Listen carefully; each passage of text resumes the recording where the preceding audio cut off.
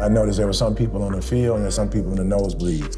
And you got to decide how you want to do life. You know what I'm saying? It's really your choice. You want to do the nosebleeds, you know what I'm saying, or you want to be, on the floor. Some people playing the game, some people coaching the game, some people, taking picks, whatever. But you got to decide in life, do you want to be in the arena and where you want to be? And I do want you to understand, it is a choice. Don't let nobody fool you. You're not a victim to your circumstance. Today's show is brought to you by Organifi. Organifi is an organic superfood supplement line that makes quality, trusted nutrition convenient and accessible. Their most popular product, the green juice, solves the problem of juicing greens on the go.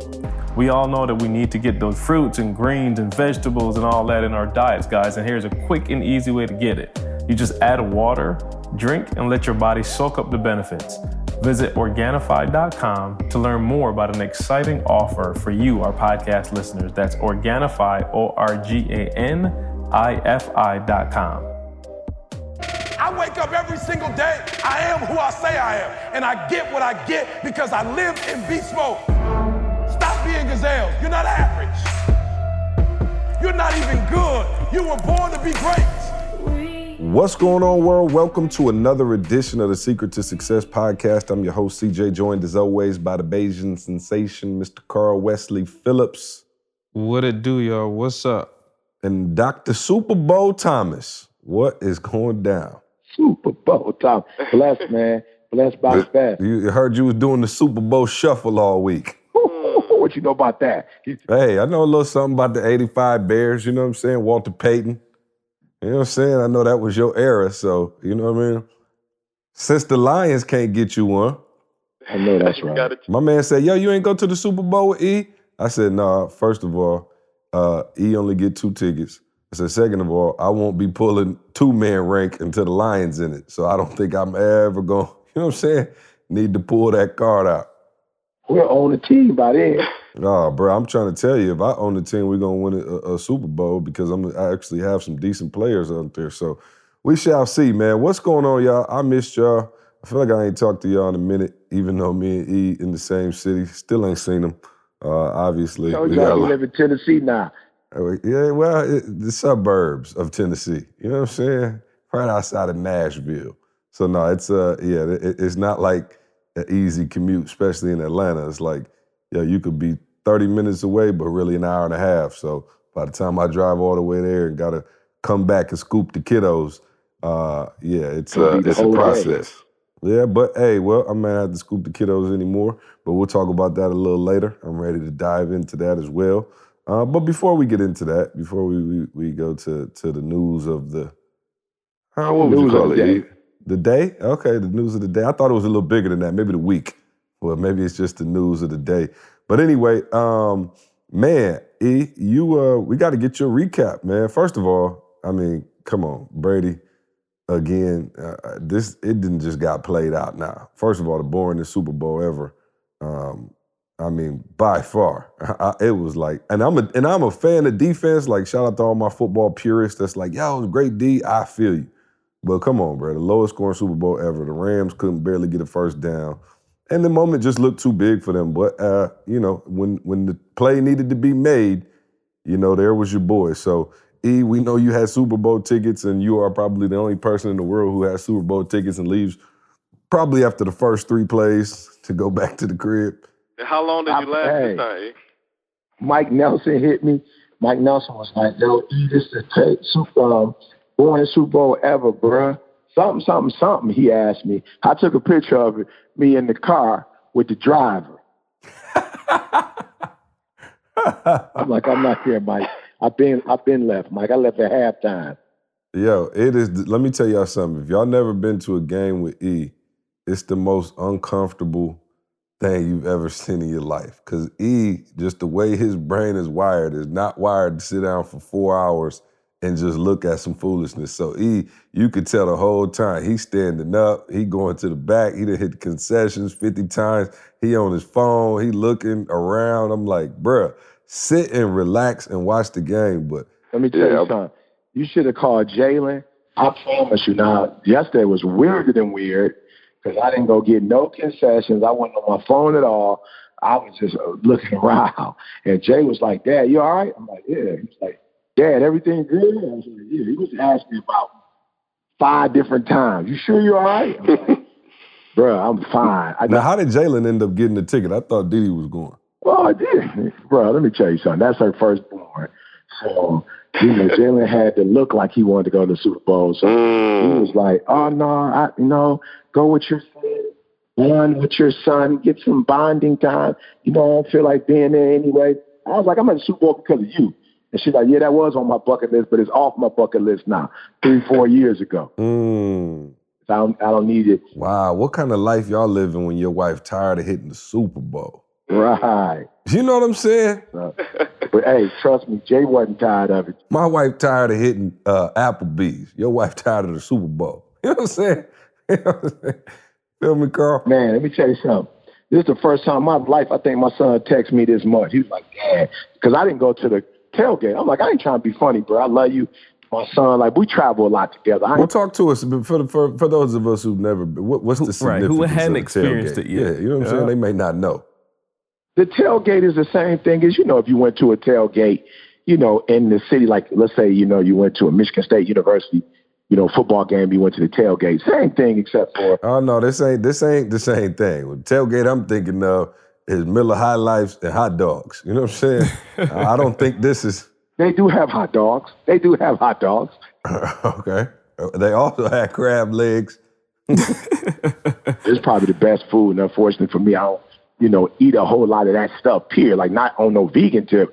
I just really, don't do a lot of that stuff, like, crawfish and all that kind of stuff. But I'm going to tell you, they bring the best chefs out. It's probably, the size of half the Super Bowl. You know what I'm saying? Like, they cut the dome in half, and you kind of, like, there's different stations that you go to, and it is. It's like the NFL experience that you went to front just for food. You know what I'm saying? Wow. So it is wild. I didn't go, though. I went to the one in Houston, and the one in Houston was elaborate, great food, fellowship. Of course, you see different people, corporate people in there. You might see a couple players who didn't make it to the Super Bowl, which was amazing to me. Like, I think I'm the type of player that if I didn't make it to the Super Bowl, I don't think I would be here. Right. I always wondered that, yeah.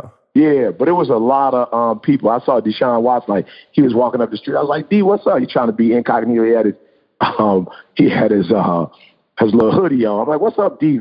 Man, Matt, shout out, though. D was mad respect. Of course, it's my guy, but mad respect for the DD, because he was trying to do his thing. He was like, how you doing, whatever. So much shout out to him. But, yeah, man, it's just, it is. I would say everybody needs to get the tailgate once in their life. Everybody needs to go. If you're into the Super Bowl, the World Series, whatever you're into, what was it called? Radio Row. Never seen anything like it. Let's just say my bucket list is empty. You know what I'm saying? I went to a Lions regular season game. We got smoked. Yeah, that's any game you go to with the Lions. Hey, it's crazy? The Lions beat the Patriots this year. Go figure. Right, this year. Yeah. Wrap your head around that one. Yeah. Unbelievable. So take us behind the scene, man. I saw you hanging out with your bestie, Deion Sanders, prime time. I saw you with OBJ,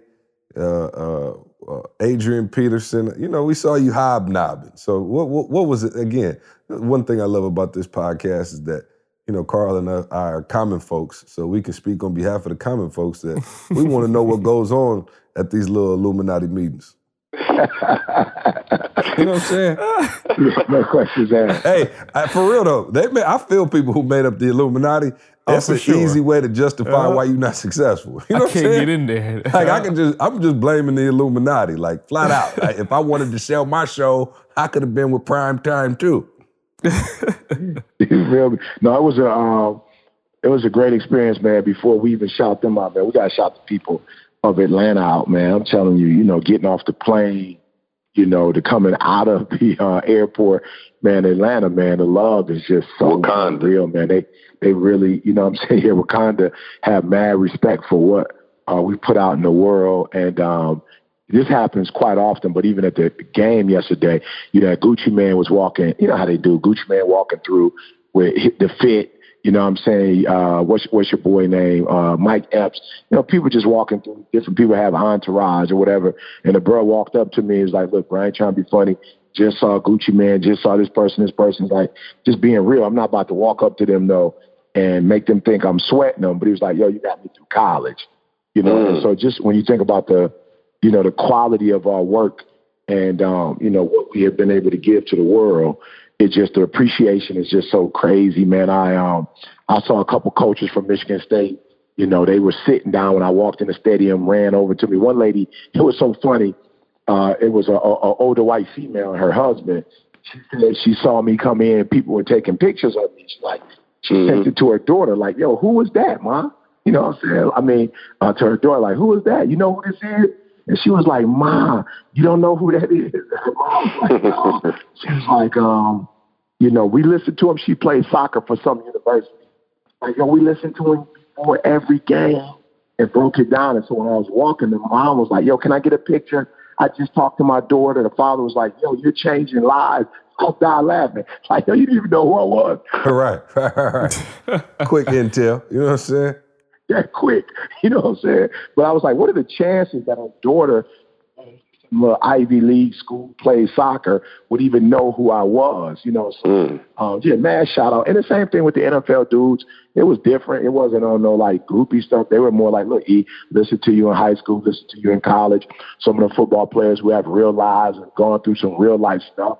It was like, yo, E, I listened to that stuff, man. And you know what I'm saying?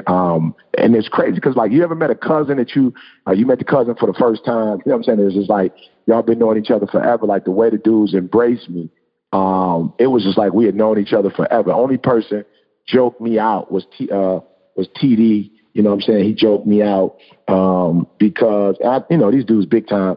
So I thought he had changed his number when he had that little incident. See, I think he got suspended for maybe 2 or 3 games or something like that. And I reached out to Cam, was like, Cam, can you have TD call me?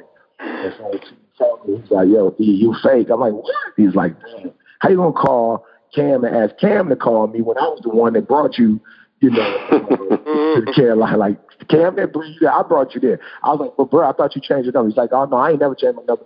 And don't make that, you making excuses. Like, you could have called me. I said, I DM'd you. He was like, yeah, and I DM'd you back. And so you should have called me.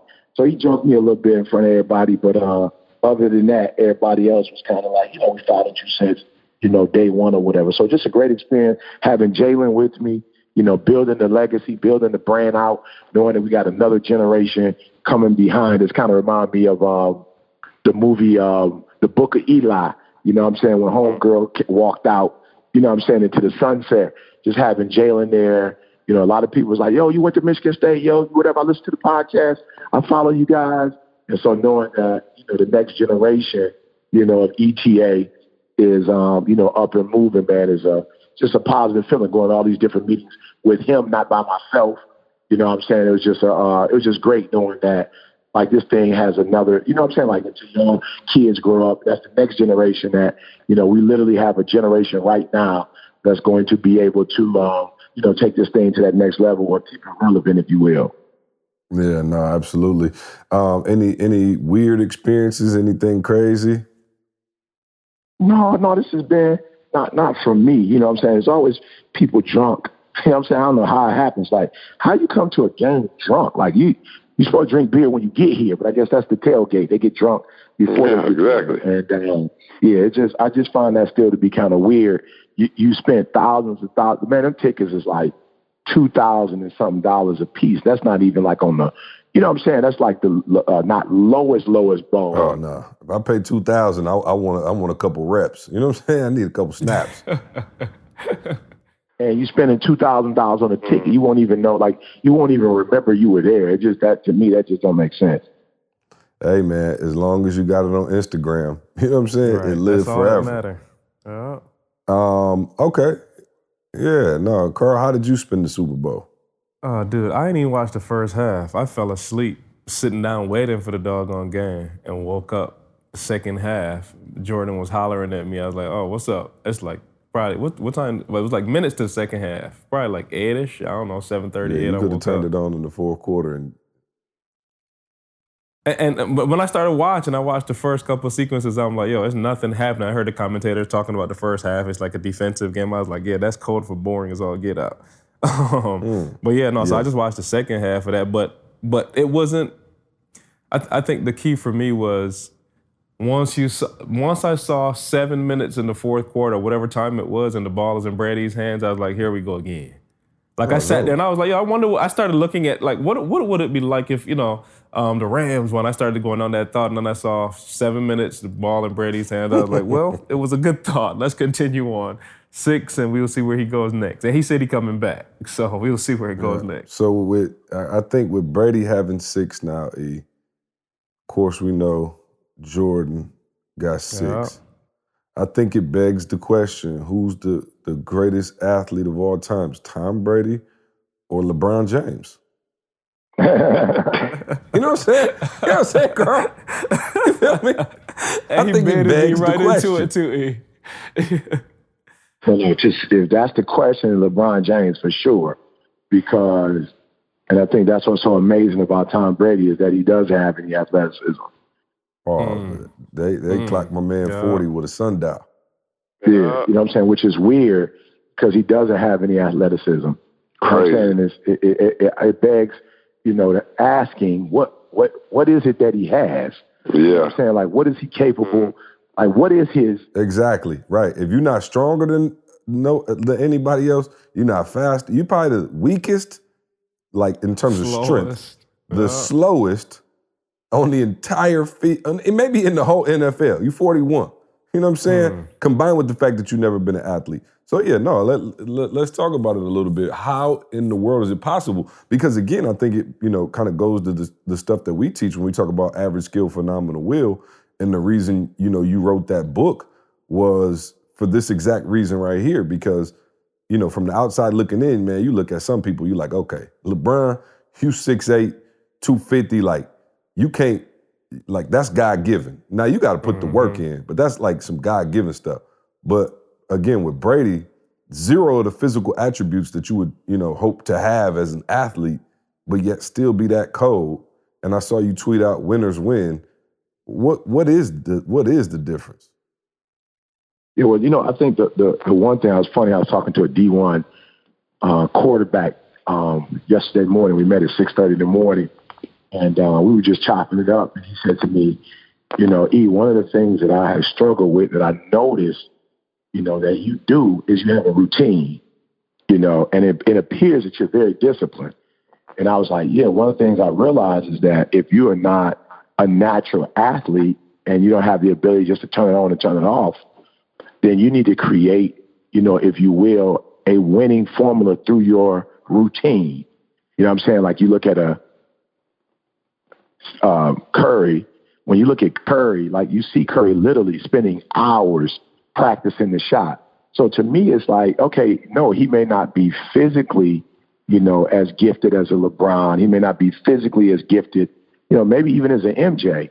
But when you're putting in that many reps, we've talked about this before, you create your own muscle memory. And I don't, guys, I didn't take a picture of it. I just kind of glanced at it, on the screen. But it said in the 6 wins that Tom Brady has, each one of them in the fourth quarter, he had to make that fourth quarter drive to win all 6 of those games, if I'm not mistaken. So, and I think this one was the biggest margin. I think all the other margins was within 1 touchdown. Right. You feel me? So he had to drive down against the other best team in the NFL. You know what I'm saying? The other team that is just as good as you are. He had to march down 6 times and win it in the fourth quarter. So there is this thing that is in accordance with his body and his mind, that he has conditioned himself to understand that, okay, it's a sense of urgency. It doesn't really matter what happened to other games. Like, we got to come down here and make this happen. So he's done it 6 times. So for me, one of the things that I see is that if you're not as gifted as everybody else, it's muscle memory. And whether you know it or not, you should be excited when I know some people looking at, Patriots and Tom Brady, and they kind of like, oh, whatever. But I'm telling you, you have a better chance of using Tom Brady as a model. Never really played in college like that. Didn't start at Michigan. Wasn't a star quarterback for Michigan. Didn't take him to the, Rose Bowl. Got picked 199th, 41. Yeah, I got beef with Michigan fans too because they try to act like, oh, Tom Brady, our guy. I remember when Tom Brady was at Michigan, they used to be like, get him out of there. I'm like, oh, now y'all the biggest Tom Brady fans in the world. They wanted Drew Henson. You know what I'm saying? That's exactly who they wanted. I don't know where Drew Henson is right now, so you should really look at Tom Brady, no matter who you are, and really have hope that I too can be a GOAT. You know what I'm saying? I too can be a GOAT because he's not, like I said, he's not a LeBron.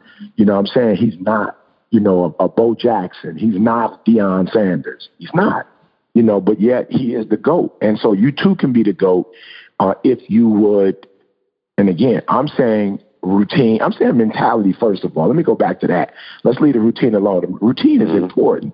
But Tom Brady had a mentality that we saw in the beginning when he went to Kraft and said, look, bro, I'm just going to be honest with you. You've made the best decision of your life. You know what I'm saying? Like, you just, by picking me 199th, you have single-handedly made the best decision that you will ever make in your life. And I think that's where it starts. C said it before. It's a fine line between cocky and confident. And one of the things that I am seeing in people who are successful on that level is that fine line of cocky and confident, that he would go to the owner and say, like, no, bro, for real, I'm telling you, as an investment, this is a guarantee. And I think some of us are afraid to do that. Some of us are afraid to walk in our calling or your uniqueness or your whatever it is. And you kind of like timid with it. I'm just so happy to be here. I'm just so happy to have a chance. I'm so, happy that you guys, like some of you, that's what you're on in terms of your mentality, because I think that's where you win. See, you win first in the mind before you win on the field. And some of us have a low self-esteem, and we're always like, on that, how did I do? Did I do a good job? Are you happy? Are you content with me? Are you satisfied? No. Brady went up to my man and was like, look, I'm just going to be 100 with you. I know you got Bledsoe, and I know he's supposed to be, you know what I'm saying, your number one hero. But I'm just letting you know that between him and anybody else you'll pick, that I am the best decision that you have ever made in your life. I'm the best recruit. I'm the best draft. And I'm about to take, and again, you guys are too young to understand, but the Patriots used to be the Cleveland Browns back in the day. Not even the Detroit Lions. Well, the Detroit Lions, because they went 0-16. The Patriots used to be garbage, bro. Like, when they came on TV, nobody would watch them. And Tom Brady took a losing franchise and turned that joker around. And let's just say Belichick might be that. He might be sweet. Well, he was with the Cleveland Browns and couldn't do jack. You feel me? So I think that's number one. Too many of you walk into your arena and you don't own it. You feel me? Like I told y'all, the shift I made a couple of years ago, I walk on stage now like, yo, this mine. Like, ain't nobody in this earth going to take the mic the way I take the mic and do what I do. Nah, that's not Let me ask you this, though, E. So for you, I understand, and forgive me for cutting you, but let me ask you this. For you, I understand. Like, for real, it is a solo sport when you grab the mic. But Tom Brady could be as great as he wants to if he don't have a line or he don't have the right people around him, theoretically, see, because I know he always had the same people. But you know what I'm saying? Like him saying that at whatever, 20 years old, or however old he was then, like there's so many other factors that go into it. So I'm saying, okay, you confident, but dude, there's so many other factors. How could you look at me and say like, yo, I'm the best decision win for real? There's so many other factors that can, weigh in on his success. Yeah, but I think what happens though, when you have that type of confidence, you infuse it in others. You feel me? Yo, I ain't want to say nothing, see, but I'm going to say it. So, of course, Van Noy is on the squad. He played with the Lions. Mm-hmm. He came over to kill it. But I saw my boy Shelton, bruh. I saw Shelton, and Shelton played for the Cleveland Browns. He on defense over there, and Shelton in there killing them. You feel me? And I'm like, yo, what happens? What happens when you come from a team and have a lot of confidence and you get on the team with Brady? Now your confidence is built. And it's just like, it's like Steph Curry. Remember, Golden State went that sweet. Steph Curry. And to be honest, Draymond was picked last in the second round. You feel me? So you got somebody like Steph Curry that's just bringing this energy and excitement. And I'm telling you, this last crowd that I was in, when I got down, it was people in the room that was like, yo, E, I'm first generation. You know what I'm saying? Like, I'm a dreamer. You know what I'm saying? Like, my parents came from so-and-so and so-and-so, and that whole thing was like, yo, bro, your energy, like, you got me pumped up. And that's what I'm realizing. When you like Brady and you come in that joker feeling like, yo, I got this. Whereas if you the Rams, you probably coming in as the Rams kind of like, we barely got in this joker. You know what I'm saying? Like, we barely made it. You know what I'm saying? Like, we didn't even make it. You feel what I'm saying? So if you come in like that, bro, then yeah, of course, your confidence, is kind of low. Whereas Brady you coming in with Brady, you coming in feeling like, I got this. I can make this thing happen. So I just think confidence, that type of confidence, it spills over into other people. Well, yeah, and another thing that you had texted me, I don't know if it was yesterday or the day before, and you was like, yo, I want to build on what we talked about from last week when we had, of course, nice guys finish last.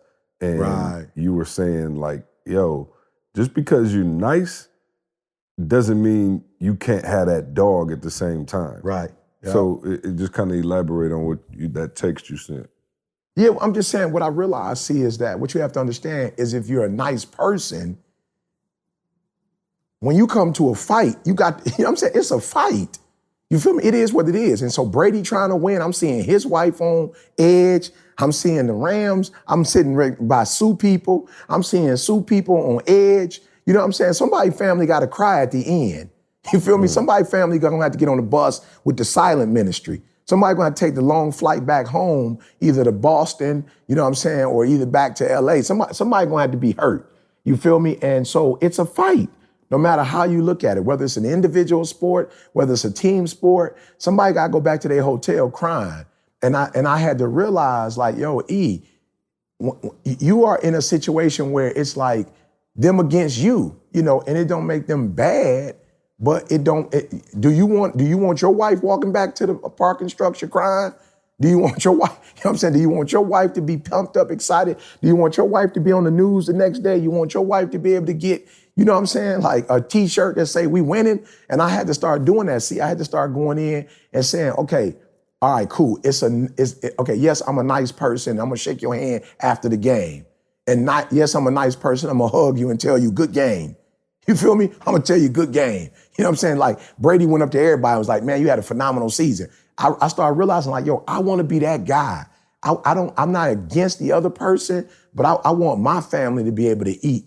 Yeah, so I want my wife, you know what I'm saying, to be the individual who gets the shirt that says we winning. I want my kids to be able to stand up, on the stage with the confetti when it's flying. You know what I'm saying? Like I want my kids to have the experience of getting on the bus and the police taking us back, you know what I'm saying, to the hotel, and all our fans are sitting there waiting for us when we come back. And that's what I had to realize, see, is like, yo, it's unfortunate in America, but the way it's set up sometimes is one team got to win, one team got to lose. And no matter how you feel about competition, that's what it is. Somebody's going to eat, somebody may not eat. Like that. It is what it is. So I want to be the Tom Brady that's saying, hey man, you had to the Rams, great season. You guys should be proud of yourself. You came a long way. You know what I'm saying? You're the youngest coach. You should feel proud about yourself, being the youngest coach to ever come to Super Bowl. But I want to be Belichick. I wanted to get the 6 rings. I wanted to be put in the history books. I want to be the GOAT. You feel me? Like I want to be the best that I could possibly be. And I had to realize that with the nice dude, it was like, okay, there's nothing wrong with being nice before the game.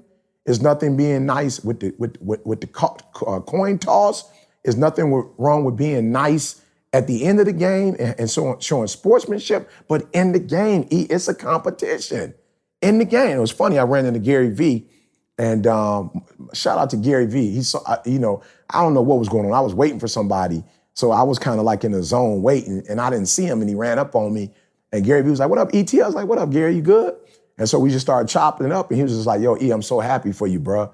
You know what I'm saying? Like, you out here killing it, you doing your thing. And I mean, let's keep it 100.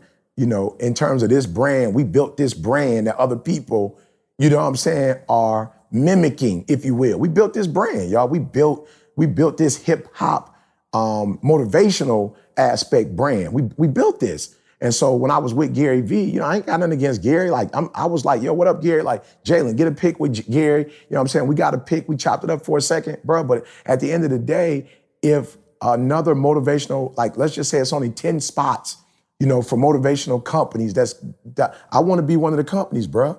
You feel me? Like, I don't want us to be one of the companies that's sitting there watching, going, man, I remember when we went to the Super Bowl. Like, I want to win, bro. So for those of you who are listening, yeah, let's be nice guys. But don't be a nice guy to the point where you put your family in a situation where they're not going to be able to eat, or they're not going to be able to enjoy the benefits, of your labor. You know what I'm saying? Absolutely. So, E, let me, just for and I'm as you're talking, I'm like, okay, let me think about E and when he kind of hit this switch, because what I think we've alluded to in the podcast before, and I'm not 100% sure if we've ever fully delved into it, but one of the things that I think was holding you back when we started was you were a pleaser, and I think maybe it took away a little bit of that competitive edge. Now, listen to what I'm trying. I want to pick my words carefully because I don't want to just put on for the podcast.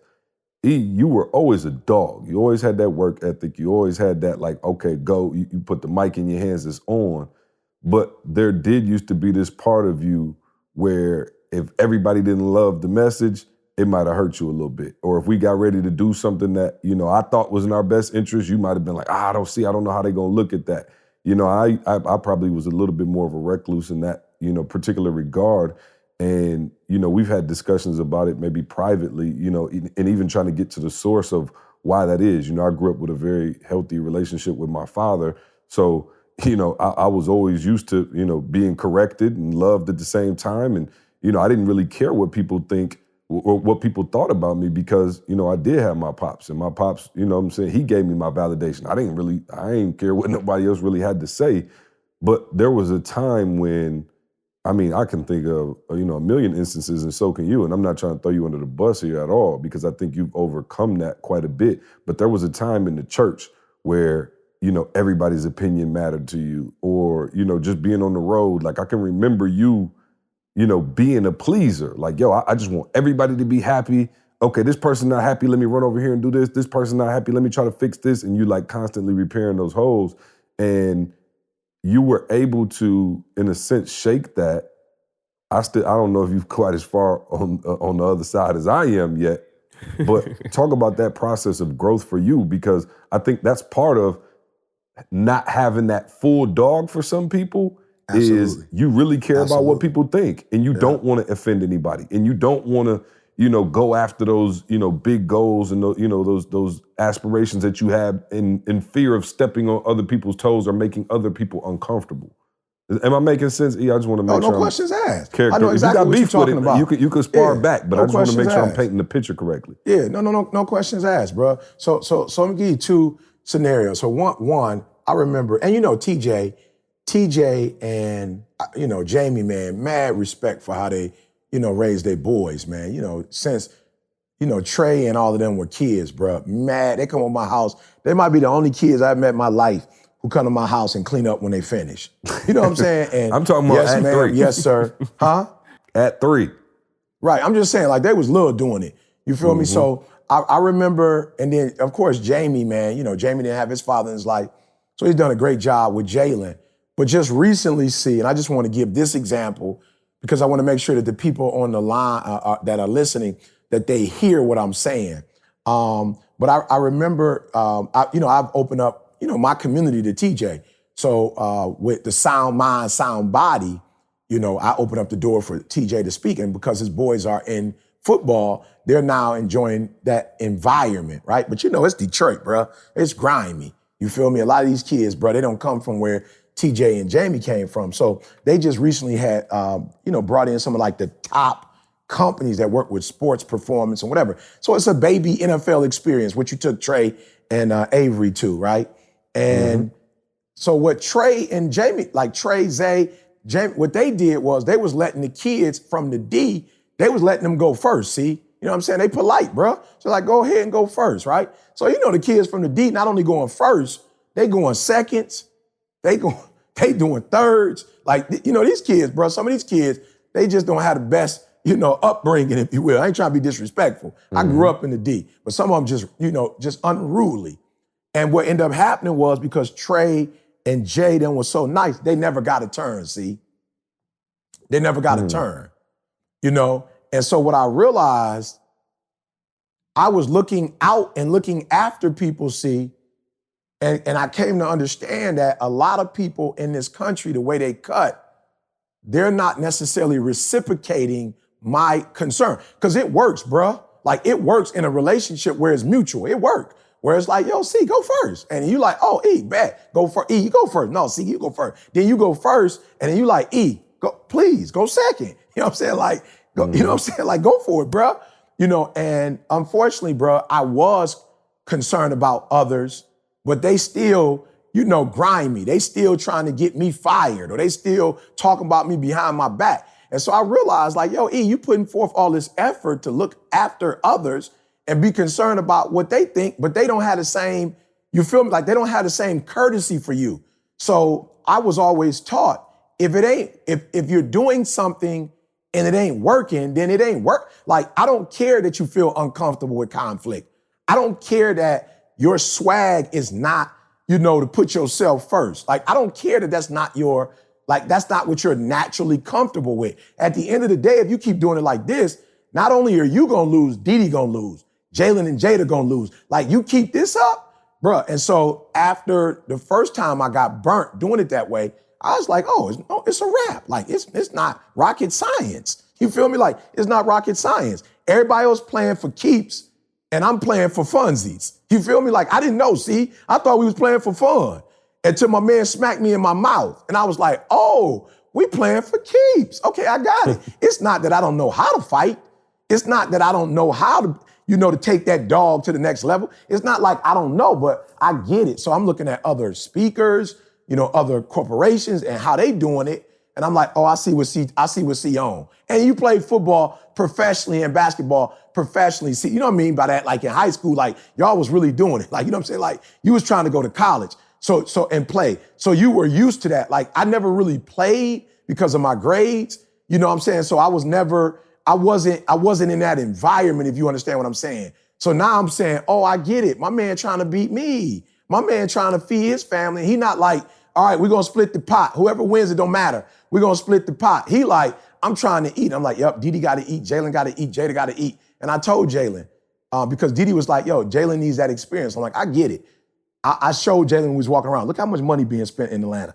The next time there's a Super Bowl, boy, you better be making some money. You better not be coming to no tailgate or no Super Bowl. Like we did that once. That's cute. You did that. But how much money did you spend? He's like, I spent $12 on a, chicken with the mac and cheese and all you could drink, Mountain Dew. I'm like, the next time you come, you better make $12 times whatever. You feel me? So look, we went on the field the day before, did the pregame stuff. Look who on the field. Who's making money, son? All right, look at how much money being made for parking. The next time we do the Super Bowl next year in Miami, you better bring home a couple $1,000s. So it's just a different concept. See, I'm starting to realize everybody else playing for keeps, bro. And you was on that Christian, nice guy stuff. And guess what's going to happen? You're going to finish last. And they're not going to trip that you're not eating. They're not going to trip that you didn't get the experience. Like they're not thinking about you. And it's not that they're being evil or cruel. Then I started doing business with people, see, and I'm like, yo, so-and-so making money. You ain't say, I'm the one to help you to get to it. And then you ain't giving me nothing. I'm like, bro, I'm not mad at you. I get it. You trying to eat and you trying to feed your family. And I was looking out for you and my family, but I see you don't have the capacity to look out for your family and my family at the same time. I got it. So, yep, we're going to play hardball from this point forward. But what I will do, like I said, with the Glenn Lundys of the world, who not only am I in a retainer with, but also I'm doing some work with, and he cutting me a check. And then also they paying to come to my events. And then they also doing a click funnel to help me get to the next level. I'm like, those kind of people, I get it. I don't have to go, I don't have to act a certain way. But 90% of the world, they are not looking after me the way they're looking out for themselves. And so now I'm realizing, see, yep, you're going to have to go from that dog to that pit bull, that dog to that Rottweiler. Like you're gonna have to take it to the next level because again, at the end of the day, there are only a few people who are talented and skilled enough to look out for themselves and look out for my family. The majority that's not happening on a regular basis. And that was the shift, see, and there's a lot of you out there, like C said, you have that dog. But for whatever reason, I think a lot of you, like me, you weren't comfortable. And can I say this? Who cares what you're comfortable with? If your family ain't eating, who cares? If you finishing last, who cares if you're comfortable with it or not? It doesn't make a difference. And so I'll be on Jalen's head a lot, see, because he'll do something for me. He'll say, hey, Dad, did I do it right? I said, don't you ever ask me if you did it right again. Don't you ever worry about what I think. Who cares what I think? If you know you gave 120%, and you know it was effective, smell the clothes. How do they smell? Look at the clothes. Like, he washed my clothes for me, see, like, he's my manager, so he's washed my clothes. So I'm like, he like, Dad, did I do it the way? I'm like, bruh, don't you ever ask me that again. I used to do that when I was younger. How do people think about what I did? I said, don't you ever do that. Like, that's a cuss word. I'd rather for you to cuss me out than ask me my opinion, bump my opinion. Because I don't know how long I'm going to be alive, son. I want you to have your own opinion of your work. I want you to be happy with what you do. I want you to feel like, you know what I'm saying? Like, like you value it. I want you to put your best foot forward. And don't you ever worry about your wife, your kids. Like, don't you disrespect your wife. Don't you make your wife feel belittled. Like, don't you treat her like she the queen of the world. But don't you get into this habit of worrying about what other people think about what you do. And so for those of you who are listening, you do not need nobody else's permission to be great. You don't need nobody else's permission to compete. They competing. When you get in that doggone rink with Mayweather ain't trying to cut you no check. Mayweather trying to get a check. Brady wasn't thinking about, well, this is your guy's first time. I've already won 5. It would be great for you to win one, and then I can win one the next time. No, Brady like, I want to be the GOAT. I want to take care of my family. So I'm telling y'all, compete. And then when you get to a level where you're comfortable with competing, then I want you to start dominating. Yeah, I want to take it back, though, and that's great information and great advice, man. That really is. And I think it helped a lot of people. But I want to go back maybe even a step before that, before you get to that point of addressing why you were a pleaser and why you cared so much. You know what I mean? Like, we know why. You kind of explain now why you broke out of that. But what was it in the first place that allowed you to, you know what I mean? Yeah, I think, anybody that knows me knows, that my superpower, if you will, is my relationships. So you don't build the type of relationships I build with people with taking advantage of people. You know what I'm saying? Or even not just taking advantage, but you don't build the type of relationships if people think that you're about self. Most of the relationships I built, it starts off with my speaking to help you or something that I did for you. So I kind of noticed coming up, like, if you were the guy, that's the plug. They call it the plug now. You know what I'm saying? But when I was coming up, I was the plug. I was the plug for a lot of different things. So I was always the one in a relationship that would initiate the giving. So if we're in a relationship, I was probably the person that, did whatever I did for you. And guess what happened? It worked. I'm the plug. I'm the person that looked out. So now you like, when you blow up, it's kind of like, in the Bible, Joseph looked out for these 2 dudes. One I think was like a candlestick holder or something like that. Another dude, made cakes or something like that, right? And so he looked after them, gave them some insight, a plug. They both got released from jail. And as a result of the information he gave them, they prospered. One dude forgot about him. The other dude forgot, but something came up and he remembered my man. And that's how it worked. You look after somebody, they blow up, like there are people I've looked out in the NFL.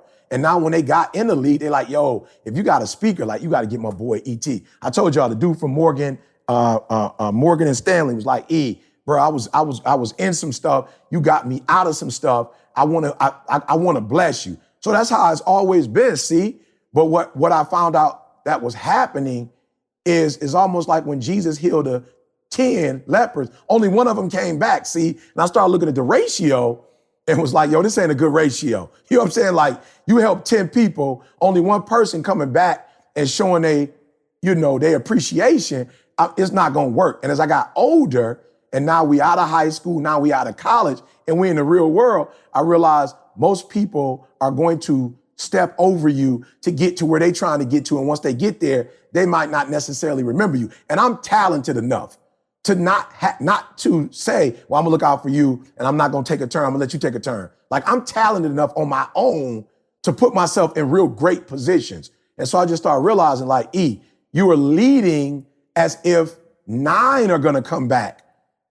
That's the way you're leading, but only 1 is coming back. So the way you're doing it is not working. You're blessing people and looking out for people, and there's nothing wrong with that. But it's a 1 to 9 ratio, son. You gotta quit. And so you gotta stop blessing people up front, believing they're gonna bless you back. Stop doing that. And now what you gotta do is shift it, and you gotta go get what's yours. And then when you secure what's yours, then you can pass it out however you wanna pass it out. So do I still look out for people? Absolutely, see, but I will tell you this. it's 50-50 now. It used to be like 80-20. I'm gonna look out for everybody else, and I'm going to pray that you're gonna come back and look after me. Now it's 50-50. I hear you, E, but let me interject. So is there, I know what you're saying and I get it, but what about you felt like you, besides just like, oh, I'm a Christian, you're supposed to look out for people, like what was it about you internally that you didn't want somebody to be mad at you or upset with you? You know what I mean? Like, I'm looking for that, that's something to deal with you. You know what I'm saying? That's not on them. That's not on like, oh, you didn't look out, but. Yeah, but I think for me, see, that's how I'm wired. Like the essence of who I am is relationships. Like that's the most important thing to me is relationships. So you can't build a healthy relationship like to the masses that I've done when you say, I don't care what nobody else think. Well, relationships, when they are in number, like let's just say, for instance, my wife owns what you own, but way more than what you own, see. She got one person that calls her, Val, and then she talks to Tamisha now. And so my wife doesn't have a lot of friends. Why? Because she does not care what other people think. Like you don't have the Rolodex that I have. Like you grab my phone, you don't have, it's like what you said. OBG was like, yo, E, hey, take my number down real quick. Holla at me. Like that kind of stuff does not happen when you're not concerned about what other people think. So I feel like I've always thought about what others think because that's my superpower. You know what I'm saying? Of, oh, what does that person think? And then once I know how they think about certain things, see, then I can use that to leverage the relationship. You feel what I'm saying? It's like, but do you think there was any insecurities in you that made you go overboard with that? Well, I don't know. I mean, because it's so who I am that maybe my biological father not being that, maybe that was what it is. But I still think today it's like, so let's just say, for instance, I've had opportunities where I didn't care what the company thought about what I said, and I went in. Guess what happened? See, they didn't bring me back. So I can't, you know what I'm saying? So it's a fine line. Yeah, I can say what I want to say when I want to say it, but if I was not to care about what the company thought, I probably would never speak again. So I think, to your point, I think the reason why I'm 50-50 now, see, is because I'm not going overboard with how people think. Right. You feel me? But in my industry and what I do, I have to be somewhat concerned about what you think. But to your point, see, I think there was a time where there was a portion of it that was unhealthy. If you understand what I'm saying. Mm-hmm. You feel me? So like if somebody asked me to come and speak, well, of course I got to be concerned about what they think.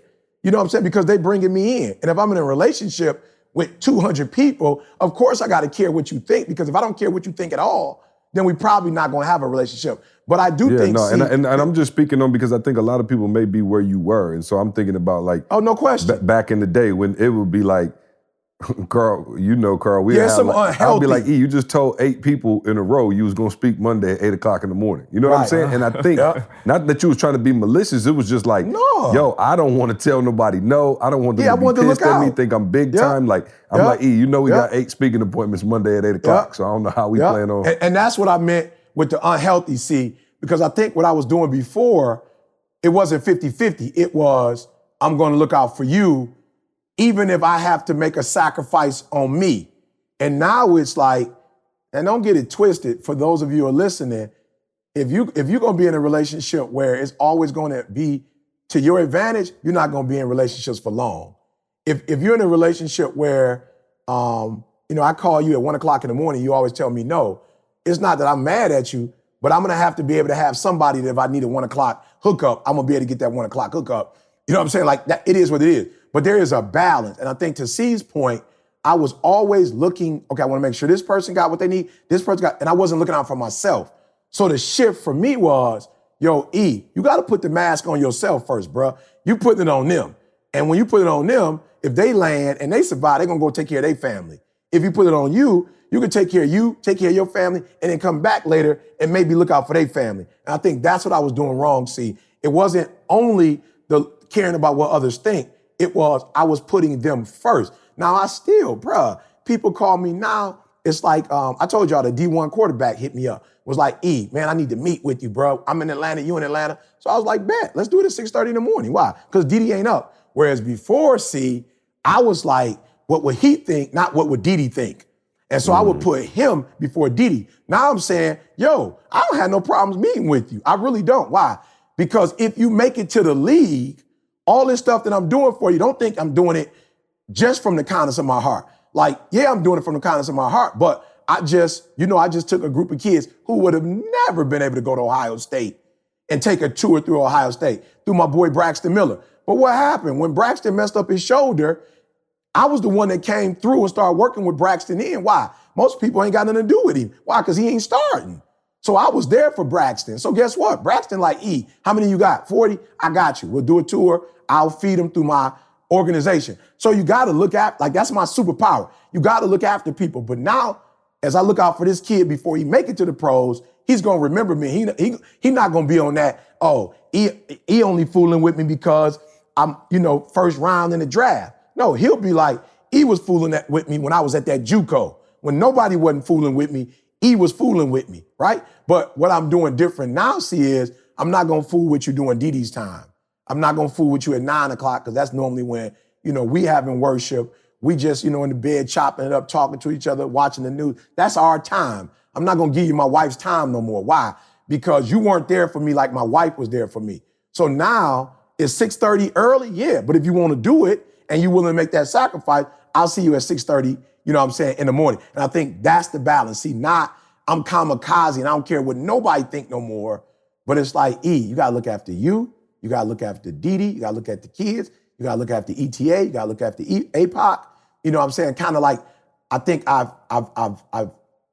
I'm more mature now when it comes to prioritizing, see. You talked about D. How did that pleaser mentality back in the day affect like your marriage? You know what I mean? At that point, she was felt there a source of she stress? always felt she was second. She always felt like she was second. Her thing was, I ain't mad at you, but I made you first. You feel me? And at the end of the day, see, I don't want my girl, who has been there for me. I don't want my girl. I got a unique situation. I've been with Didi since I was 16. She looked after me when I was homeless. So I don't want the person that's always been there for me to feel second. My man might as well be second. He ain't about to go to the league and cash me out, but everything she has done has benefited me. So I think that was another piece, see, just seeing Didi occasionally go like, whoa, I'm on the phone with you and the business will call you and you getting off the phone for me. I know you're making money, but still. So now it's a situation where when Jalen and Jada call me, I let the person know, look, I'm not trying to be disrespectful, but my son's on the phone. Let me talk to my son. I'll call you back. Because whatever me and you got to do, we can do it later. I'm sure it ain't that kind of emergency. And now my kids are like, wow, my dad put us first. Like anytime we got a meeting, anytime we got something to do, like he's putting us first. He's not putting us second. And I don't think Didi was about to leave me, but bro, let me tell you something. When you put your girl first and she put you first, it's just a whole nother whatever. When you put your kids first and they put you first, it's just a different situation. I look at my relationship with my son, and there was a time where Jalen was me. And Jalen was, all my boys said, this said, now Jay like, yo, this is our legacy. Like, I get it. I see what my dad is doing. Like I told y'all, he hit me yesterday, bro, like, Dad, Super Bowl, like, man, I appreciate this, bro. Because like I said, I didn't go to the tailgate. And he was like, man, Dad, like, yo, for real. I felt that shift, see. I felt that shift, like, yo, I see what my dad meant. Like, everything him and my mom did is for me. So why was I worried about what my boys thought or this person thought? Not that his boys was even on no whatever. It's what you said. See, a lot of times you in your head thinking something. They not even on that. You feel me? Like, I could say like, bruh, Denzel and his brother and his father and his mother, the relationship they had, bruh, it's out of this world. Relationship Gary got, it's out of this world. So I think that there are times when you in your head thinking people, if you say no to them, they gonna trip. They ain't about to trip because you said no. They probably gonna have more respect for you when you put your family first than when you know what I'm saying? Like, now, it's something different. See, if I got a speaking engagement and you like, he talking to his wife on the phone, that ain't the time to be talking to Didi. I got an engagement. But I'm just saying on some random meetings, even today, she wanted to meet with LaShawna and what she wanted, like, yo, I'm here, let's meet with do lunch with the ETA family. And she got pissed at me because somebody was like, let's meet. And she's like, we supposed to be meeting with them. And I was like, well, you ain't give me a time. Let me just put it like this. When I got off the phone with them, I was like, I'll meet with you at this time. Me, Didi, met with Ant and his wife. We did that yesterday. And then Jose, I was like, yo, Jose, we're going to have to shift the meeting at 9, and we're going to have to shift the spot. Let me tell you something. See, if I'd have done that 2 years ago, I'd have been hurt, like I'm inconveniencing them. Now I'm like, yo, if you want to meet with me, for real, like I ain't trying to be big time, but it's free. People pay me thousands of dollars a meeting. You want to meet with me? And guess what? He wasn't tripping. He's like, yo, E, we'll see you at so-and-so at whatever time, and brought his fiance. You feel me? So I think a lot of times you in your head thinking they gonna be mad or they gonna be upset. They ain't gonna be jack. That's you sick. You the one making up stuff. Is even if they are, I don't give a damn. Yeah. Because you know first things first. Yeah. I mean, it is what it is, man.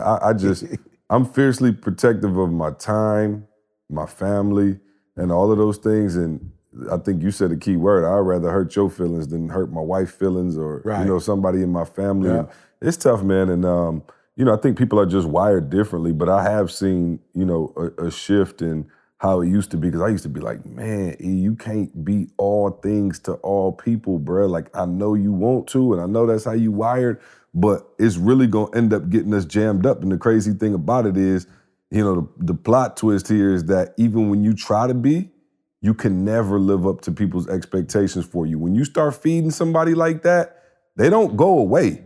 You know what I'm saying? Like, it's crazy, but people are so selfish. Like, they will take your time and they don't care who it affects. And if you keep giving it to them, I remember I was like, man, E, folk keep calling and borrowing money and this person need that and this person. And you said to me, well, you keep giving it to them, so why would they go away?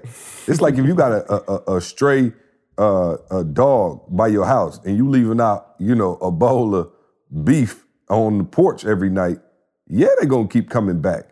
And so what happens is, you think that you're doing something for somebody and going above and beyond is for the moment and they're going to be pleased with you, but they're only going to be pleased with you as long as you keep doing it. And I realized that real early, like, oh, okay, I done had 3 one-on-ones with you and you pissed because I told you on the 4th time I had to go, to lunch with my wife. And not, if you are pissed, I know exactly where to put you. And so for me, I just think, man, the majority of the time, people don't care about your time. Like, people will come up and they will, yo, E, let me talk to you. And if you sat down for 5 hours, they'll sit there for 5 hours. You know what I'm saying? And you gotta cut it. Yeah, but I will say this though, this is important. Somebody just heard what C said. Some people are wired that way. You know what I'm saying? So C is wired that way. But listen to me.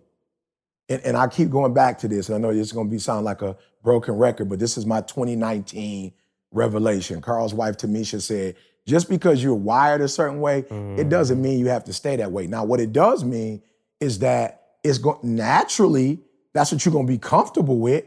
But what I realized, C, was, God blessed me with people in my life who are not wired the way I'm wired. You know what I'm saying? And in some instances, that's a blessing. So you are wired to say no. Didi is wired to say no. Chuck is wired to say no. I'm not a robot, bruh. I wasn't made like the other animals. A lion, if it wanted to, couldn't get on a plane and come, it couldn't go online, buy a ticket and move from the Serengeti to the safari. It can't do it. I'm a human, bruh. I wasn't like, while I may have my, and even my natural, preferences, like you said, see, in many regards are circumstantial.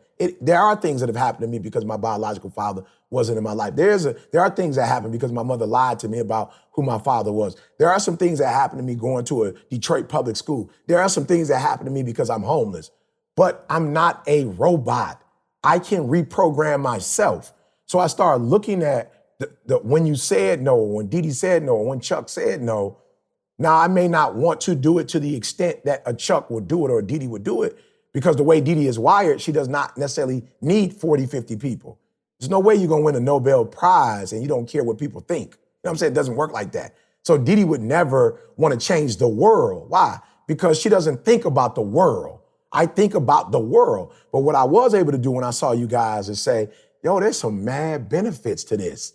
You feel me? So now when people say, hey, E, I need an hour, I need 30 minutes of your time. All right, go to PayPal and pay this much. Because if you're serious, what I realize, see, is if I give you an hour of my time for free, you may do nothing with it. If I charge you thousands for it, you're gonna do something with it.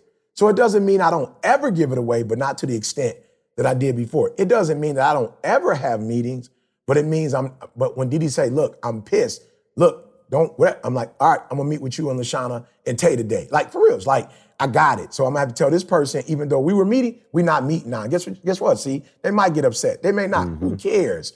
But I have to do what my wife is saying is of importance. So I'm saying to you guys that are listening, find people in your life. They there. Now I'm saying, for real, I told y'all before, the people like C and my wife, they're mutants. Only 12% of the world is born with that capacity to say, forget it. Like, it is what it is.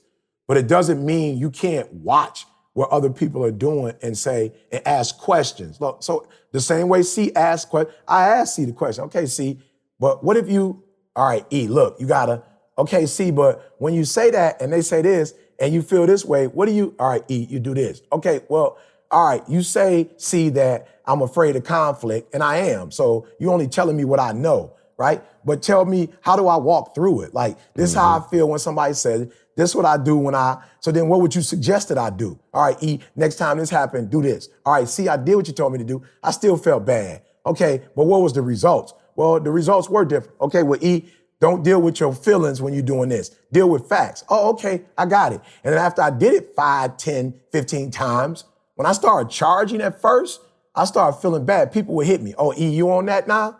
I'm like, yeah, I'm on that now. But by the 10th time, that 60th person that paid me I'm like, okay. So then the other people that don't want to pay, they're the anomaly now. Not the 60 people that's paying, they showing me, we value you, E. So however much you charge, we willing to pay it. So I'm just saying, for those of you who are having a hard time still, you know what you're doing? You're going to your friends that can't say no, and you're getting advice from them. Stop doing that. Go to the people in the world that know how to say no. Pay them if you will. Get the coaching.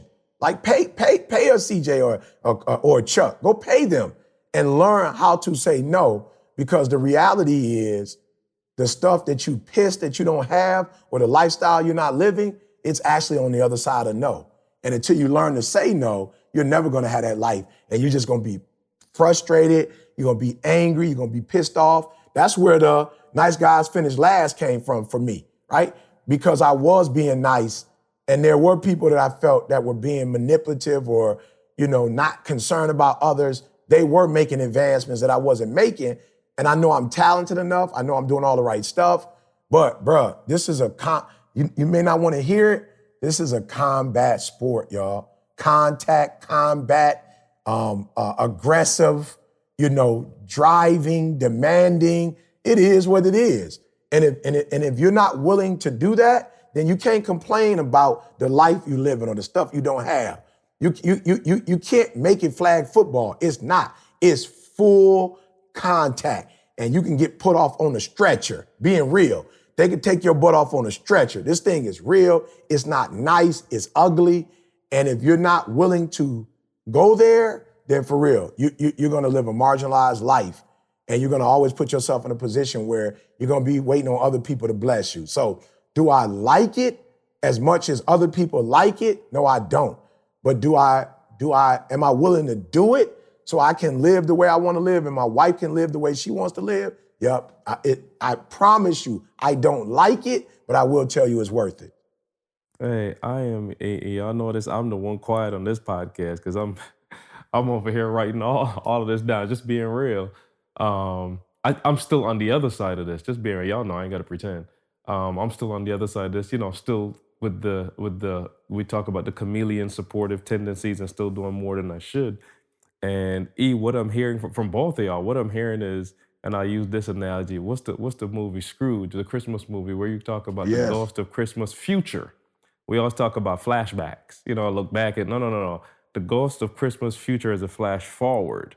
And I'm flashing forward to see if I do keep making my wife second, if I do keep making, these other things a priority, what does happen in 10 years? You know what I'm saying? Because again, you could get away with it now, but repeated, like that ghost of Christmas future is a real scary ghost. The past is the past, like that's gone. The present, you're doing it now.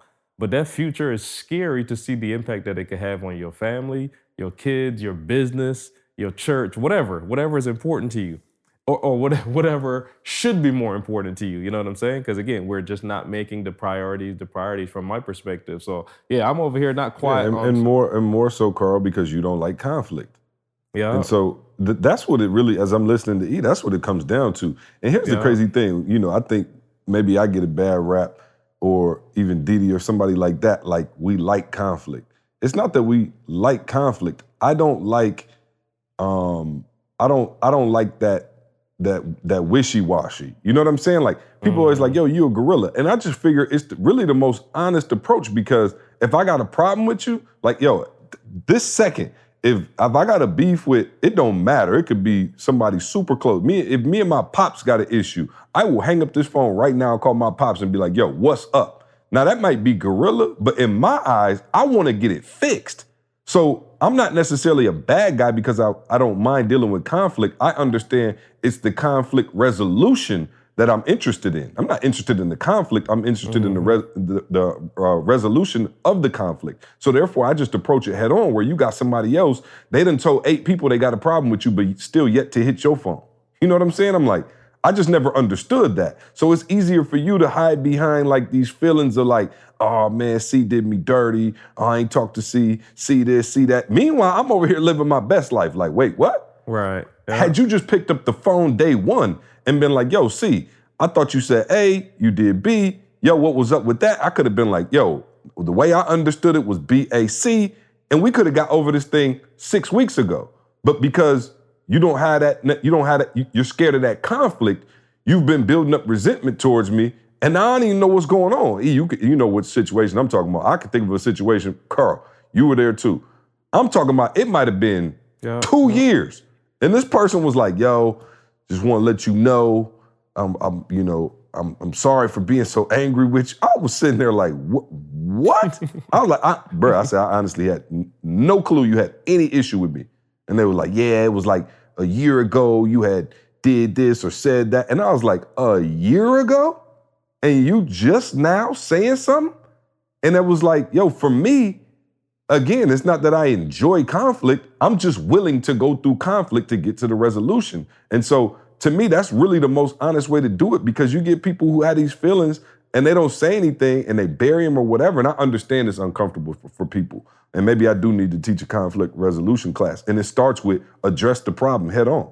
Like, let's have, if my wife's salty at me, I'm not the one who about to be like, all right, cool. We'll just let it wear down after a week and then see what's up. I'm about to be like, yo, sit down. I'm gonna sit down. What's going on? Tell me. Let's get it fixed. You know what I'm saying? So a lot of people, that I'm willing to deal with 10 minutes or an hour of uncomfortability than let uncomfortability sit on me for a month. Does that make sense?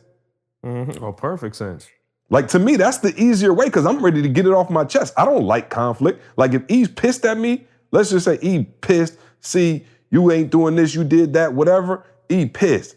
If I know E's pissed, and he knows I know he's pissed, and there's this unspoken tension for 2 months, I'd rather call your phone and be like, yo, let's hash it out now, get it over with, it's behind us. Now we can both move forward in good consciousness and not even have to worry about, this foolishness. But some people, I guess, they so scared of that 10 minutes, that 20 minutes, that conversation, that they'll just let it go for, who knows, take it to the grave with them maybe.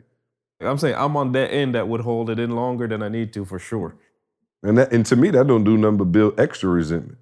You know what I'm saying? Because now you've been sitting on the stool. But I think what you said, though, and this is important for people who are listening, I think the conflict resolution is not in addressing the conflict, is the conflict resolution. You feel me? So I think it's the same thing. Yeah. I think for you, you're saying as, whatever, you feel what I'm saying? Like, that's how you see it. It removes the person, see? Like, it ain't even that we're beefing. Like, let's focus on the resolution of this issue. Mm-hmm. Like, we already got, like, me and you are worth more than whatever this is. Whatever we built to this point is worth more than whatever this issue is. So let's resolve this. You see what I'm saying? It ain't even had nothing to do with, like, our relationship for real. And you brought it to the point, see, of we're resolving this issue. It had nothing to do with your relationship with your wife. You know what I'm saying? Like, bump that. Like, let's resolve this issue, because if we don't, now it could have an impact on our relationship for real. Yep. Yeah, so I think for me, see, though, this is the tricky part, that I had, and then for those of you, who are listening see, maybe, we can walk it through. But I don't know that I've had a problem. Like you said, I ain't never had no problem with you because I could talk to you about it. You feel what I'm saying? Like, so I ain't never had no problem. Like, I don't necessarily have a problem with general conflict resolution. I have a problem talking to Didi because Didi is going to, once we finish, she's gonna be whatever. I think the problem that I've had is with people who have a problem with conflict resolution, because with my mom, if I would go at it with my mom might stop talking to me for 3 or 4 months. Right. You feel what I'm saying? Like that was my experience growing up. So when I left the crib, you know what I'm saying, and I'm doing my thing, and me and my mom got some issues, I got some issues. Like, for real, you lied to me about who my father is, and you try to act like it ain't that deep. Or it may not be that deep to you, but it's deep to me though, because it still affects my life. It don't affect your life. So we would have our conversations, and I'd go at it with her, and then she'd go at it with me, but then she wouldn't talk to me for 2 or 3 months. So then when I got to a point where I'm talking to a Didi, you know what I'm saying, and Didi like, all right, whatever, you know what I'm saying? I'm like, all right, cool. But if I talk to somebody that I'm close to and then they don't want to talk after I talk, it's like, okay, I'm not gonna say nothing because, you know what I'm saying? Like, I just don't want you to stop talking for the next 6 months to a year. So I'm not gonna say nothing to you about it because there are people who, when you say something to them, they can't deal with just facts. Yeah, but I mean, what's better, living under a fake relationship of like, you know what I'm saying? I'm just like, saying, I don't know what's better. We can sit here and play this game like we all lovey-dovey and everybody pissed on the inside. Like, I don't know. It's 6 and 1, half a dozen the other to me. I'd rather get my true feelings out. Yeah, I'm saying, I think, and I think you said it though, I think, and what we need to get people to is a healthy space, because you said it. Like, yo, me and my old dude would do whatever, and then we was right back to being whatever. But like, yo, it's tough. And like I said, I had to get over it because you was like, come on, bro. You can't be your best. You can't be the best to the world if you're not, being your best. But I had to psychologically go, like, bro, when the closest person to your life, you know what I'm saying? Like, this your mom. Imagine your mom not talking to you. Like, you ain't talking about your girlfriend ain't talking to you. You know what I'm saying? You ain't saying your homie ain't talking to you. You saying your mom that brought you into the world is like avoiding you, like not answering your phone calls. You feel? I remember one time, like, yo, I'm gonna have to text my mom. Email my mom. You know what I'm saying? Like, I'm gonna have to email my mom a long letter. You know what I'm saying? And she gonna have to read it, and then that's how we gonna come back to this, because I can't talk to her. You feel me? So for me, I think I had to address that. So when you talk about the affirmation, boy, I don't think it was ever, I don't know what it was, but I do know with my mom not talking to me for months at a time, that kind of, played on how I dealt with people. You feel me? So that, like, okay, I don't mind telling you the truth, but if I tell you the truth and you're gonna do what my mom did 3 or 4 months, and you might say, like, yo, bro, that don't even make sense. Like, but there was times with my mom, I wouldn't say nothing to her because I'd rather the little relationship than no relationship at all. You understand what I'm saying? I'd rather be in surface with her than her not talking to me at all, because we went deep, and then that meant she wasn't gonna talk to me for 3 months. Does that make sense, C? Yeah, that's heavy. No, perfect sense, C. That's heavy. Yeah, because it's like you'll take what you could get. You gotta, I guess, kind of guess what's the lesser of two evils, right? Right. So now I'm not playing that game no more. But I'm saying there are thousands of people who are listening who are still in that space though, that I'd rather take. And then so here's what ended up happening. Your life becomes a life of, I'd rather take mediocrity than go after greatness, because greatness costs too much. You feel me? So that's so now your whole life is on that. Your whole life is, I ain't stupid. I know what it takes to be great, but I don't know if I'm willing to pay that price for it. And it's a price to pay, see? Like, yo, it's a price to pay. Even now, I'm walking through the mall, I walk everywhere I go now, bro. It's like, for real. I don't have no privacy like that. So at some point, somebody's feelings got to get hurt. Like, I can't say hi and take a picture with everybody on the planet. And I probably take a picture with 95.9% of folks. But sometimes, bruh, I'm trying to catch a plane. Like, I went to go speak the other day, and it was like, you supposed to be on at 1 o'clock. It's 12:55. A doggone group of people that lined up, because the way they got the space in San Antonio set up, they don't have a back room for me. So it's 50 people lined up ready to take a picture. It's 12:55. My man just sitting there looking at me crazy. I'm like, bruh, are you gonna tell these people that I can't take a picture right now? Because somebody gotta tell him, and I could tell he was timid. He didn't want to say nothing. So I'm saying we got 2 options. We can stop. I can take pictures for 30 minutes, and I can go on stage and give you 30 minutes, and I gotta go get my flight. How you want to do it? Or you need to be on stage. Okay, well then tell these people I can't take a picture with them then. You know what I'm saying? But something got to give. And so even though I'm the nice guy, and 95.9% of the time I do take pics, there's going to be that 3.1% that I can't do. And somewhere inside of you, you know somebody going, oh, E.T. Hollywood. He talk all this about being down to earth and taking every pic and shaking every hand. And look, he just bounced up out of here, got on the jet and dipped. Yeah. But like you said, to your point, see, I understand. All right, cool. You're gonna say that. And I've got to factor in, you're gonna say that. You know what I'm saying? I'm factoring in. You're gonna say that, you're gonna try to play me like I'm crazy. I get it. It's okay. You feel me? Like whatever. You know, but now I'm going internal and I'm setting up on my own boundaries, my own whatever. And like you said, I'm not going out as much. I'm going in with respect to others, because I still don't want to disrespect people. Like I said, while I love my wife and I know my wife is looking after us and she's made sure we've had the best life we can have, there are certain benefits that, you know what I'm saying? Like I went backstage yesterday, bro. I'm going through the back route. And the police officer, like, he got the gun. He like, bro, what you doing? They like, yo, this ET hip-hop preacher, bro. He good. Well, he don't have no credentials. My man said, you the only person that walked in the back of this joint without no credentials. Nobody has ever, police officer like, bruh, nobody has gotten back here without credentials. But all the security dudes was like, yo, that's E.T. So you don't get where I get telling the world no. It don't work like that. Well, that explains a lot. Now, I'm reflecting on my own life, wondering why I wasn't at the Super Bowl backstage. And you know what I'm saying, girl? Here, I thought this gorilla life was paying off. And it is. You know what I'm saying? It is, see? I had to watch it in the one bedroom. Yeah, it does. But you know what Didi said that's amazing? I was with Anthony and his girl yesterday, and Ant is a gorilla. His wife is a flamingo. Didi said, she said, look, while I love the gorilla, you know I love being a gorilla, she said, you ain't never seen no gorilla married to another gorilla. And I was like, yeah, you're right, sweetheart. It's like it wouldn't work. You know what I'm saying? So yeah, it's some definite benefits to it. You know, but, you know, she does what she does, looks out for the family, protects the family. I do what I do, and, you know what I'm saying, build relationships with the world, if that makes sense.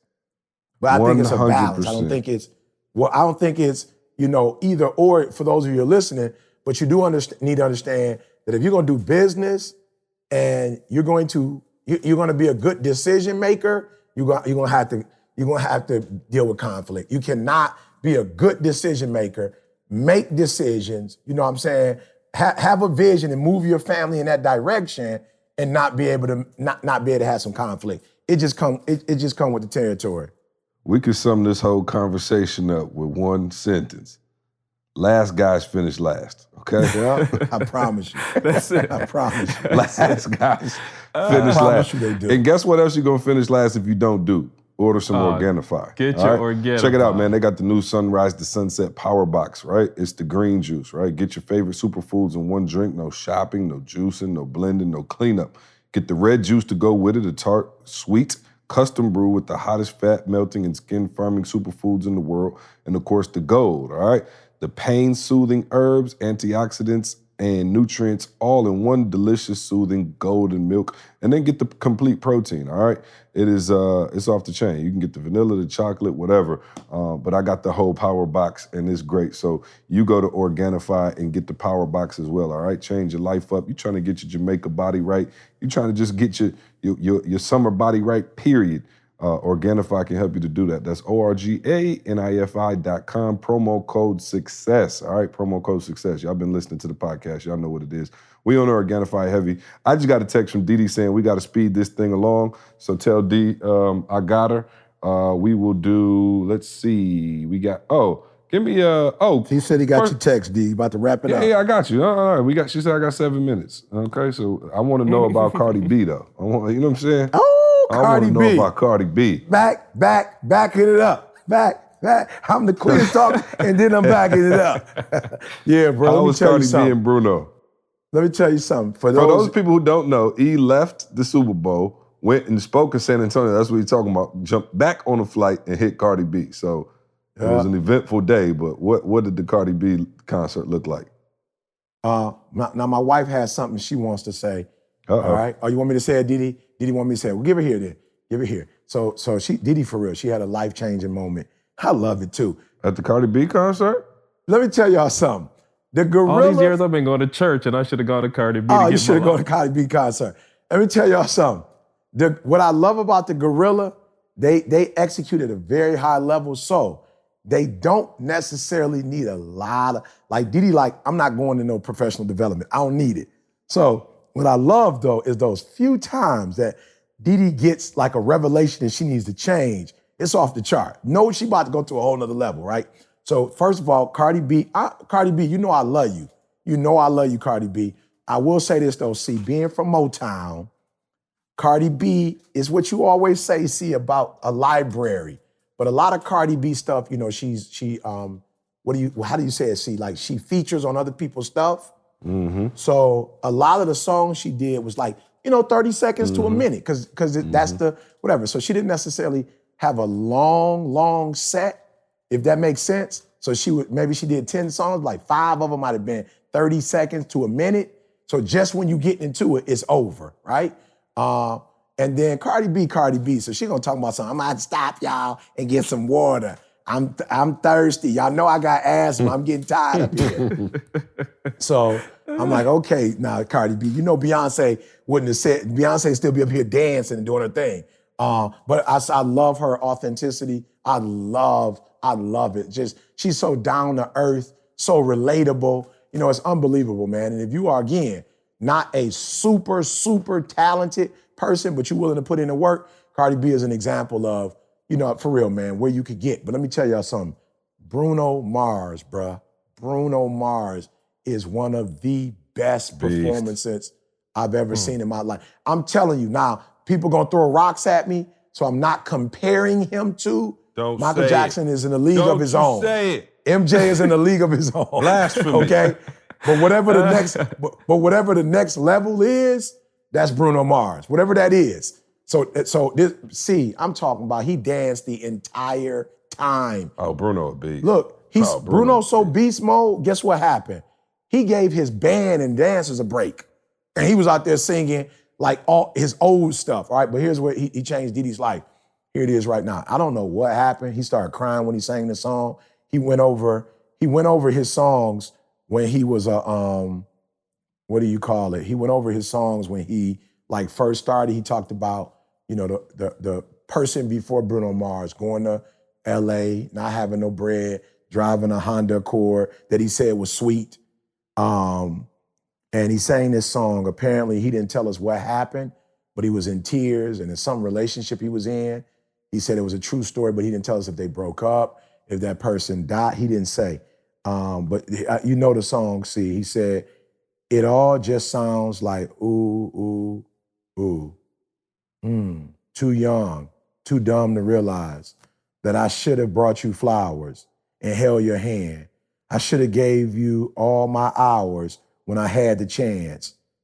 Take you to everything or every party, because I know all you wanted to do was dance. And he broke down when he was singing it. And Diddy's thing was like, yo, E, there are things that I take for granted when it comes to you, and I don't need to take you for granted. Things that I complain about, like other people wish they had the same opportunity. You know what I'm saying? So I should have bought you flowers and held your hand. Should have gave you all my hours when I had the chance. Take you to every party, 'cause all you wanted to do was dance. Now my baby's dancing, but she's dancing with another man. Oh, hold up. Yeah. No, Bruno, you took it too far. You know what I'm saying? Yeah. She You heard what he dancing with said. another man. You got to throw hands. You know what I'm saying? I had the remix. You know what I'm saying? Yeah. She danced with another man. Now I got to throw hands. You know what I'm saying? Yeah. It'd have been a little less emotional. Yeah, that's the gorilla though. Bruno probably a chameleon. You feel me? Him and Carl. You know what I'm saying? You know To what I'm Carl's point, though, the ghost of the future. I'm saying to Carl's point, the ghost of the future, that there it is again. Yeah. Bruno's like, yo, I didn't do it. And so now somebody else doing it. And I'm sure Bruno would have never thought somebody else would be doing it. You know what I'm saying? But, Doing what? Yeah, but You know somebody what I'm else is saying? doing it. Doing what? Am I getting them GMGs? No, sir. No, sir. I didn't say that. I'm not having let the whole podcast go without being G. Dancing is a metaphor in this situation. How would all the kids calling it? Y'all thinking he talking about two-stepping. Let me tell you something. All right, cool. We got to go. Jamaica body update. Last thing, Jamaica body update, please. Hey, I brought the pull-up bar back upstairs. See, I had it downstairs. It's back upstairs now. After the cold blubber months, I'm back. Okay. Oh, okay, you back. All I'm saying, see, is now I'm at a point where you don't even have to ask me. You can start looking at the pics and the posts, and you can see it different. Oh, okay. So you feel like you almost there, huh? Oh, no. I don't feel like I'm almost there, but I will tell you that my chest is a little further than my stomach now. I hadn't seen my chest in months. I haven't been able to see my chest in months, bro. I saw my feet the other day, so I think, you know what I'm saying? I wiggled my toes and actually witnessed it. So, yeah, no. Well, hey, that is that about sums it up. Why don't you? Shout out to everybody in Jamaica, man. I'm excited. We'll see you in a couple weeks. But yeah, why don't you give us a nugget of the day so y'all can meet y'all checkout demands and whatever D got on the schedule. Y'all go over to the vegan spot. Oh no, Didi going to what is it called? South City Kitchen today. Oh, South City, that's my spot. Yeah, she going with LaShawn and LaShawn and Tay can't go to no. No. Vegan. No, man, real quick, y'all. One of the things that I noticed is the Super Bowl, even though it was a phenomenal experience, a lot of people were in the room, so definitely, guys, if you're listening, you want to be in the room. But I noticed there were some people on the field and there's some people in the nosebleeds. And you got to decide how you want to do life. You know what I'm saying? It's really your choice. You want to do the nosebleeds, you know what I'm saying, or you want to be, on the floor. Some people playing the game, some people coaching the game, some people, taking pics, whatever, But I'm asking you, and I'm not saying nothing wrong with the nosebleeds because they was in the arena. But you got to decide in life where do you want to be in the arena and where you want to be. And I do want you to understand it is a choice. Don't let nobody fool you.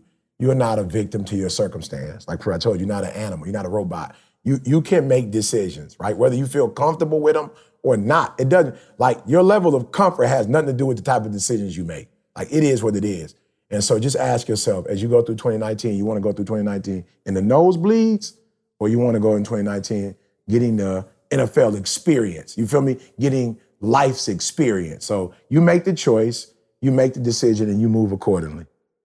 I appreciate that nugget of the day. Y'all have a fantastic week, a weekend, or whenever you're listening to this, man, and we will catch you on the other side next Thursday. Love you. See you next week. I want you to focus on here right now. Don't you worry about when you get home. You concentrate on this opportunity. You don't worry about tomorrow. You concentrate on this opportunity with all your might, with all your